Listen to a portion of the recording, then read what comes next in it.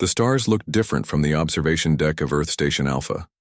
Jack Patterson stood with his hands clasped behind his back, watching the approaching lights of the alien ships.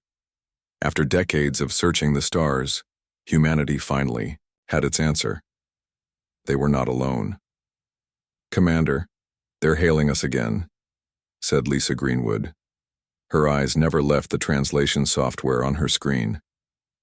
"Same message as before." Jack nodded. "Tell them we accept their request for a meeting." 3 days earlier, the Krillian ships had appeared at the edge of the solar system. Their technology allowed them to cross the vast distance to Earth in hours, not the years it would take human ships. Their first messages had been friendly. They called themselves explorers and traders who wished to establish relations with Earth. "Something isn't right," Lisa said, frowning at her screen. "The language patterns don't match their earlier communications. There are subtle shifts in tone and word choice." Jack looked over her shoulder. "What do you think it means?" "It could be nothing," Lisa admitted. "Different translator, maybe. But in human languages, these shifts would indicate someone not being truthful." Jack's comm unit buzzed. "Patterson here. Sir, the Krillian ambassador requests permission to bring 6 advisors to the meeting instead of the agreed 3, reported Officer Dan Fuller. Jack glanced at Lisa, who shook her head slightly. "Tell them the original agreement stands." 3 advisors only, Jack said firmly. The meeting took place in the station's conference room. The Krillians were tall beings with gray-blue skin and 4 arms. Their ambassador, who called himself Speaker Zilth, moved with smooth grace. "We bring greetings from the Krillian Empire," Zilth said through his translator. "We have observed your world for some time. Your species shows promise." Jack noticed how the Krillian advisors studied the room, their eyes lingering on the station schematics displayed on the wall screens. He signaled discreetly to Officer Fuller, who switched the displays off. "Earth welcomes peaceful contact," Jack said. "We have prepared information about our culture and history to share with you." Zilth's mouth formed what might have been a smile. "Most generous, we too wish to share. Perhaps we could demonstrate some of our technology. Your defensive systems, for example, seem quite primitive." Lisa, who sat beside Jack, tensed. "Commander," she whispered. Their translator just omitted part of what was said among themselves. Something about easy targets. Jack kept his expression neutral. "We're in no rush to upgrade our technology. Let's focus on cultural exchange first." The meeting continued for another hour. As it ended, Zilth extended all 4 of his arms. "A gesture of friendship," he explained. "In our culture, we seal new relationships this way." Jack stepped forward and allowed Zilth to grasp his arms. The alien's grip was surprisingly strong. "We look forward to further discussions," Zilth said. "Our fleet commander wishes to invite your delegation to our ship tomorrow." After the Krillians left, Jack ordered the station to high alert. "I don't trust them," he told Lisa as they reviewed the meeting recordings. "Contact Lunar Colony. Tell them to activate their defensive shields as a precaution." But the message never reached the Lunar Colony. At 300 hours, all communications went dead.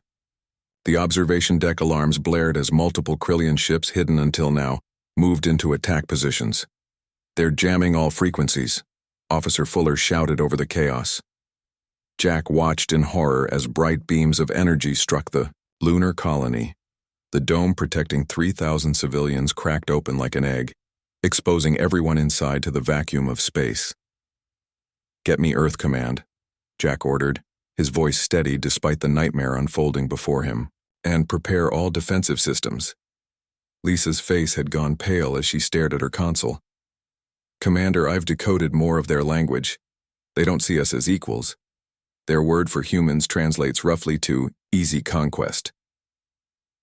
As the first explosions rocked Earth Station Alpha, Jack realized humanity's first contact had become humanity's first interstellar war, and based on the devastating attack they were witnessing on the lunar colony, it was a war they were not prepared to fight. 3 weeks after the lunar colony massacre, Earth burned.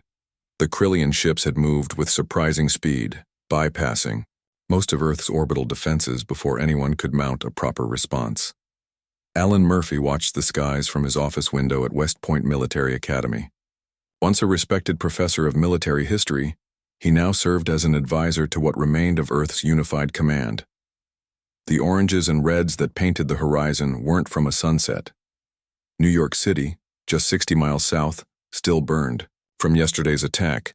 "Dr. Murphy, the general is waiting," said a young soldier at the door. Alan grabbed his tablet and followed. The command center had been hastily set up in the basement of the academy after Washington fell 4 days ago. Maps and screens covered the walls, most showing red zones where Krillian forces had established control. General Frank Howard looked up as Alan entered. The bags under his eyes told of sleepless nights and lost battles. "What's the situation in Beijing?" Alan asked. "Fallen," Frank said simply. "Cairo too. They're establishing what they call processing centers in each major city." On the main screen, satellite images showed massive Krillian ships hovering over former population centers. Smaller craft moved between them and the ground, carrying what Alan knew were Earth's resources and its people.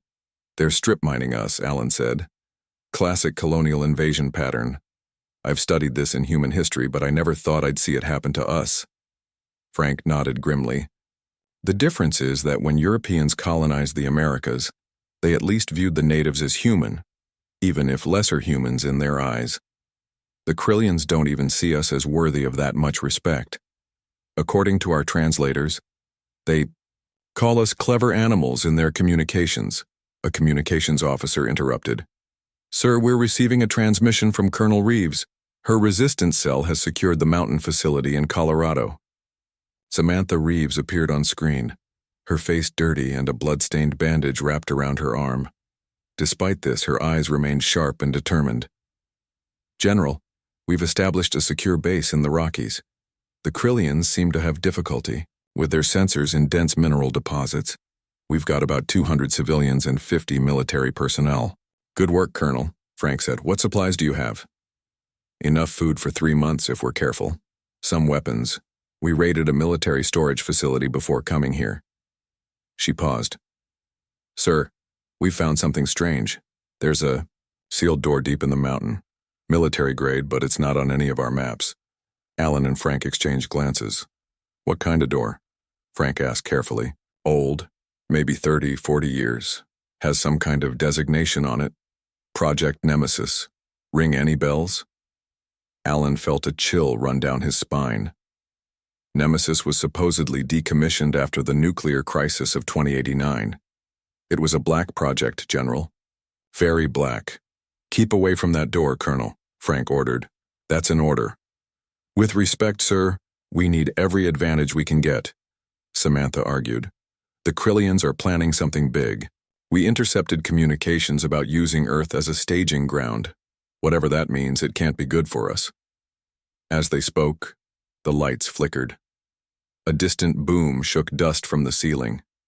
"They've found us," Frank said calmly. "Dr. Murphy, go with the evacuation team Alpha. Take the research data." "What about you, sir?" Alan asked. "I'll buy you some time." Frank picked up a rifle. "Colonel Reeves, you're now acting commander of Earth's military forces. And about that door, I'm rescinding my previous order. Sometimes, the devil you know is better than the one currently burning our planet." The connection cut off as another explosion rocked the building. As Alan was rushed toward the escape tunnels, he wondered what was behind that door in Colorado, and if whatever it was could possibly save them from the overwhelming force of the Krillian invasion. Across what remained of human territory, resistance, cells formed in caves, mountains, and remote forests. They were outgunned and outnumbered. But the Krillians were about to learn that humans had always been at their most dangerous when pushed to the edge of extinction. 6 months into the Krillian occupation, hope was a luxury few could afford. The mountain base in Colorado had grown as survivors trickled in, but resources were stretched thin. Colonel Samantha Reeves looked over the latest reports with a grim expression. 3 more resistance cells had gone silent in the past week. "Colonel, Dr. Wells wants to see you," said Officer Pete Miller, his voice low. "She says it's about the door." Samantha nodded. The mysterious door labeled Project Nemesis had occupied much of their attention lately. After General Howard's last order, she had assigned their best scientist to study it. Catherine Wells waited in the lower levels, her red hair pulled back in a tight ponytail. Dark circles under her eyes showed she hadn't slept much. "I cracked it," Catherine said without preamble. The security system was designed to recognize military command codes from the 2080s. I had to recreate the authentication protocols from scratch. Samantha studied the massive steel door. It looked like the entrance to a bank vault, only bigger. "What's inside?" "I don't know yet. But there's power running behind this door. Has been for decades." Catherine handed her a tablet. "These energy readings are off the charts." Samantha made her decision. "Open it." It took 3 hours for Catherine's codes to work through the ancient security system. When the heavy door finally swung open with a hiss of preserved air, the lights inside automatically flickered to life. "My God," Samantha whispered. The chamber beyond was enormous, carved deep into the mountain. Row after row of what looked like glass coffins lined the walls, each connected to machines and monitors. Inside each coffin was a person, sleeping or frozen, Samantha couldn't tell which. Catherine rushed to the nearest control panel. "They're in cryostasis, all life signs stable." She scrolled through the data. "There are 200 of them, all military personnel according to these files. Part of something called the Reaper program." Samantha walked between the rows, looking at the faces behind the glass. They were men and women of various ages, but all had the lean, hard look of soldiers. Many bore scars. These were veterans, not recruits. "What is this place?" she asked. "According to these files," Catherine said, still reading, "these soldiers were part of a Black Ops enhancement program. Genetic modifications, cybernetic implants, neural rewiring." She looked up, face pale. They were trying to create super soldiers, but something went wrong, or right, depending on how you look at it. They became too effective, too dangerous. "So they locked them away," Samantha finished, "rather than destroy them." "Exactly. The government decided they might be needed someday, but they were too risky to keep active." Catherine pointed to a single cryo chamber separate from the others. "That one appears to be their commander." The chamber bore a simple label. "Blackwood, N. Can we wake them?" Samantha asked. Catherine hesitated. "Yes, but the files contain multiple warnings about doing so. These soldiers were considered too dangerous to remain active even in peacetime. They were sealed away for a reason." "We're not in peacetime," Samantha said firmly. "We're facing extinction. Wake the commander first." Catherine worked the controls, and the chamber containing Blackwood began its awakening sequence. Steam hissed from vents as the temperature inside slowly rose. Monitors showed vital signs strengthening. The glass cover slid open. For a long moment nothing happened. Then the man inside, tall, with dark hair now touched by gray at the temples, opened his eyes. They were a startling blue, and sharper than any eyes had a right to be after decades of sleep. Noah Blackwood sat up smoothly, as if he'd been asleep for hours rather than years. He looked directly at Samantha, taking in her uniform and rank, insignia with a single glance. "Colonel," he said, his voice surprisingly strong. "How long have I been asleep? And who needs killing?" As Catherine explained the situation, Blackwood's expression didn't change.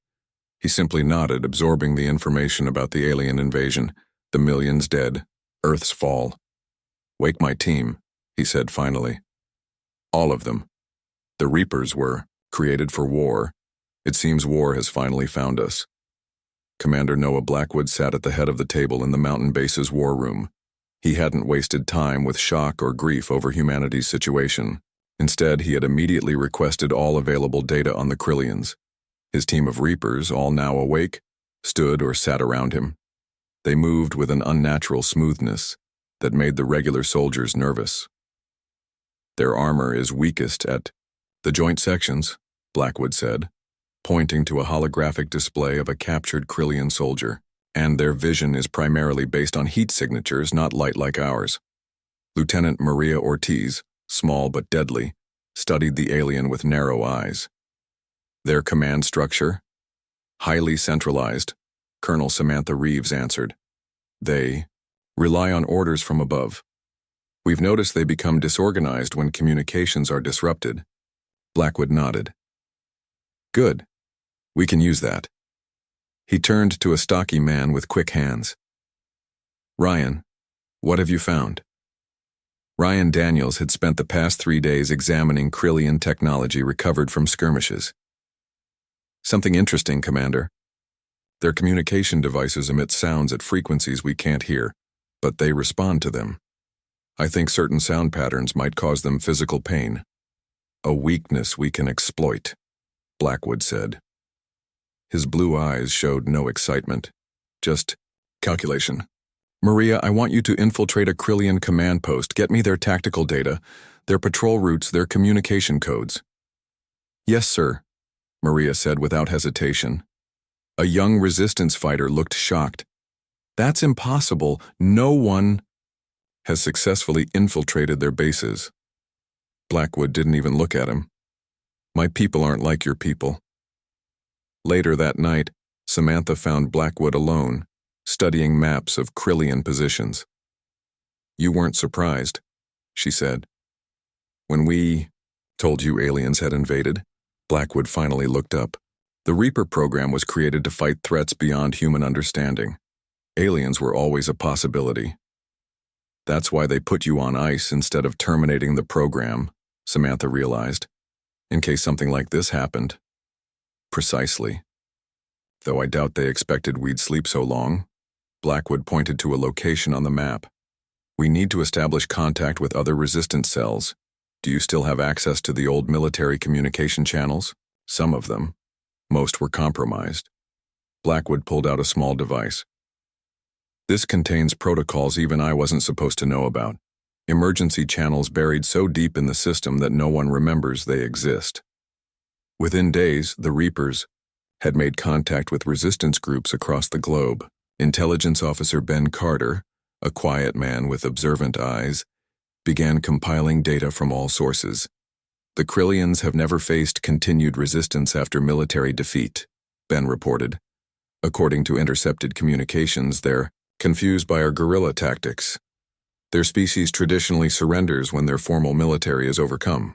They don't understand humans, Blackwood said. We're at our most dangerous when we have nothing left to lose. Maria returned from her mission with blood on her uniform, none of it hers. She handed Blackwood a Krillian data device. Their security was minimal. They don't expect anyone to get that close, she said. And I discovered something. They're afraid of the dark. They see primarily through heat vision, but they need some light to navigate properly. Blackwood's expression didn't change, but something cold entered his eyes. Then we'll bring them darkness. That night, 3 Krillian outposts went dark simultaneously. No alarms were triggered. No shots were fired. When Krillian reinforcements arrived, they found their comrades dead and a message scratched into a metal wall. Humanity sends its regards. The Krillian commander in the region sent an urgent message to his superiors. Unknown human resistance using new tactics. Request additional forces. From his viewing platform in the main Krillian base, the commander looked out at the night-shrouded landscape. For the first time since arriving on this primitive planet, he felt something unusual, a prickling sensation at the back of his neck that humans would recognize as fear. Out in that darkness, something was hunting them. Something the Krillians had never encountered in all their conquests across the stars. Word spread quickly among the remaining human populations. 3 Krillian outposts destroyed in one night. No human casualties. Some said it was a lie, propaganda to boost morale. Then it happened again, and again. In the mountain base, Commander Andrea Hayes worked at a communication station. Before the invasion, she had been a media specialist. Now she used those skills for psychological warfare. Send this footage to every resistance cell with broadcast capability, she told her team. She played the video one more time. Grainy security footage showing a Reaper moving through a Krillian facility. The enhanced soldier moved faster than seemed possible, taking down 4 alien guards in seconds. Are you sure about this? Samantha asked from behind her. The Krillians will see it too. That's the point. Andrea said. Fear works both ways. Across the occupied territories, humans huddled around hidden screens watching the footage. They saw humans fighting back, not just fighting, winning. Hope, long dormant, began to flicker. The Krillians saw the footage too. In their main base, a former human military facility in what was once Nevada, Supreme Commander Zilth reviewed the attacks with growing concern. These cannot be normal humans, he said to his advisors. Our intelligence said they had no enhanced warriors. They didn't, said his science officer. Our theory is they awakened some kind of secret weapon. The humans call them Reapers. Zilth's forearms tensed. Send our elite hunter squads. I want these Reapers captured or killed. Back at the mountain base, Noah Blackwood watched as his team prepared for another mission. The Reapers moved with practiced precision, checking weapons and equipment. None of them spoke much. They had been teammates for years before their long sleep, and words were rarely needed. Commander, Ben Carter approached, tablet in hand. I've intercepted new Krillian communications. They're sending hunter squads after us. Blackwood showed no reaction. Good, that means they're scared. There's more, Ben continued. I've been analyzing their language patterns. They have a new word for you specifically. The closest translation is the shadow that walks. For the first time since awakening, Blackwood smiled slightly. Tell the team, it's time for Phase 2. That night, the hunter squads from 3 different Krillian bases received the same emergency signal, a Reaper sighting near their location. All squads responded immediately, eager to be the ones to capture the legendary human warriors.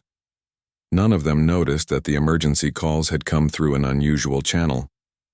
By the time they realized the trap, Lieutenant Maria Ortiz and her infiltration team had already taken control of the empty bases. Maria's voice came through Blackwood's comm unit. Phase 2 complete, Commander. We have control of their communication systems. Begin broadcast, Blackwood ordered. Across every Krillian channel and frequency, the same message played on repeat. It showed Reapers destroying Krillian forces. It showed hunter squads walking into traps. Most importantly, it showed fear on alien faces, an emotion their species rarely experienced before coming to Earth. The message ended with Blackwood himself, standing over a defeated Krillian officer. You came to our world uninvited, he said calmly. You killed our people. You thought us weak. That was your mistake. In the Nevada base, Supreme Commander Zilth watched the broadcast with rage. How are they doing this? These are primitive beings. His intelligence officer looked nervous. Sir, we've discovered something concerning. Human military history spans thousands of years. Their entire civilization has been shaped by constant warfare. Unlike us, they never achieved peace among their own kind. What are you saying? Zilth demanded. I'm saying we may have invaded a planet of natural warriors, the officer replied, and somehow we've awakened their darkest capabilities. Zilth turned to his communications officer. Send a message to the Empire, request reinforcements, and... He hesitated, then added, inform them we may need the planet crackers. As night fell across the occupied territories, humans slept a little easier, while Krillian soldiers found themselves jumping at shadows. The word spread among their ranks in frightened whispers. Reapers. The nightmare had only just begun. A massive ship broke through Earth's atmosphere, larger than any Krillian vessel seen before. It hovered over the Nevada base, casting a shadow that stretched for miles. Supreme Commander Zilth had been replaced. The Empire had sent their best. Zex Thalor, Supreme Commander of the Krillian Imperial Fleet, descended from his ship with an honor guard of 20 elite warriors. His skin was darker than other Krillians, marked with the scars of countless battles. He had never lost a war. This situation is unacceptable, Zex Thalor said to the assembled commanders. A primitive species should not be able to resist us for this long. One brave officer spoke up. Supreme Commander, these humans have warriors unlike any we've encountered. They call them Reapers. Zex Thalor's eyes narrowed. I don't care what they call them. I care only for results. He turned to his weapons officer. Deploy the planet crackers to orbit. Target their largest remaining cities. Show them our power. Within hours, 5 enormous weapons platforms moved into position above Earth.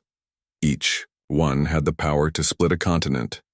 Their message was broadcast on all frequencies in perfect human English. Surrender the enhanced humans known as Reapers within 48 hours, or we will demonstrate our power on your remaining population centers. In the mountain base, the resistance leaders watched the message with grim faces. They're bluffing, Samantha said without conviction. No, Noah Blackwood replied. They're not. He turned to Dr. Eric Sanchez, a thin man with thoughtful eyes, who had studied the Krillian since their arrival. What's your assessment? Eric adjusted his glasses. Krillian psychology is based on dominance and submission. They cannot comprehend why we continue to fight when we should, by their standards, have submitted already. It troubles them deeply, makes them feel their worldview is threatened. They will absolutely use these weapons to prove their superiority. Blackwood nodded. Then we take out the weapons. The room fell silent. Then Ryan Daniels laughed. Sure, Commander. We'll just fly up there and unplug them. Not exactly, Blackwood said. Maria, your infiltration team has collected Krillian DNA samples, correct? Maria nodded. Yes, Commander. We've used it to bypass their biometric security. Good. Ben, do we have the communications protocols for their command ship? Ben Carter looked up from his tablet. We do. We cracked them yesterday. But Commander, you can't be suggesting— I am? Blackwood interrupted. We're going to infiltrate Zexa Thalor's ship, take control of the planet crackers, then turn them on the Krillian fleet. The plan was insane. Impossible. But the Reapers had been designed to do the impossible. That night, while Krillian attention focused on Earth's surface, a small maintenance craft approached the command ship. Inside were Blackwood and 5 of Tyr, his best Reapers, their skin temporarily altered with chemicals to match Krillian coloring.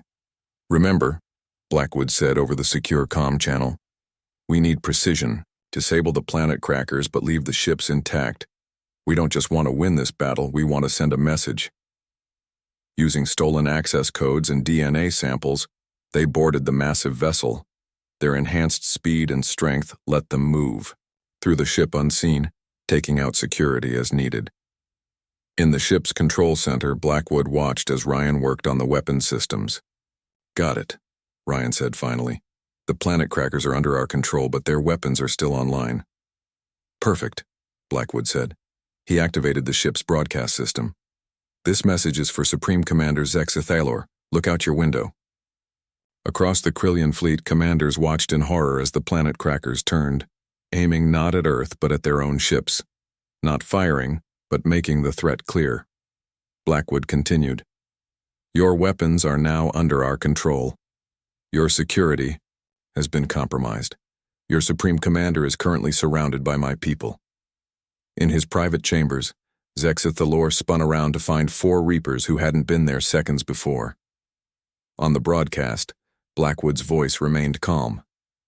You haven't met humanity yet.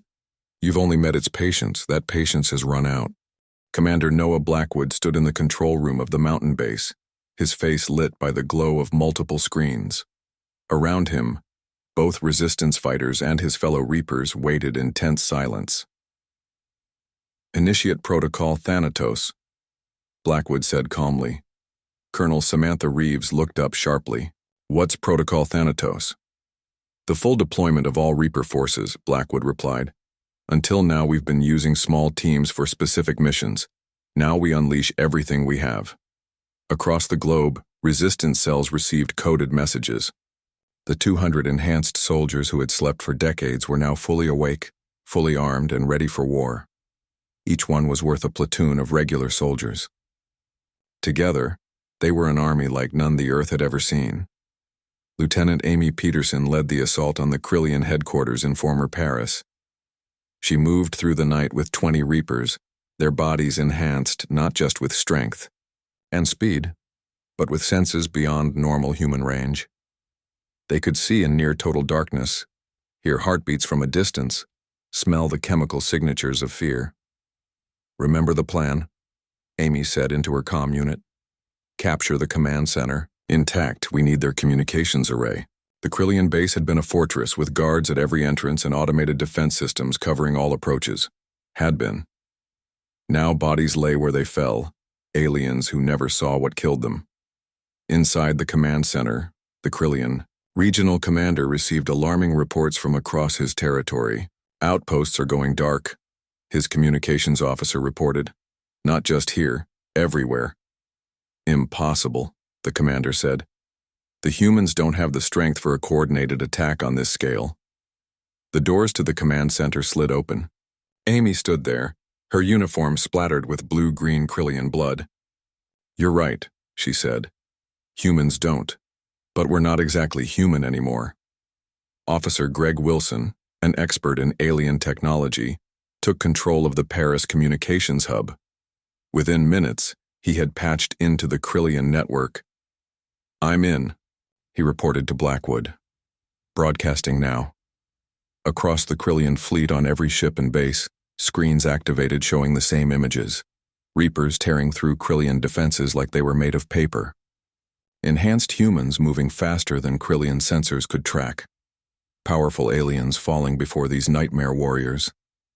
The message spread through the Krillian ranks like wildfire.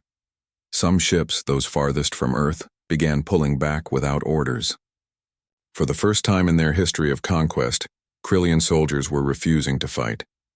In orbit above Earth, Supreme Commander Zex Thalor watched the footage with growing rage.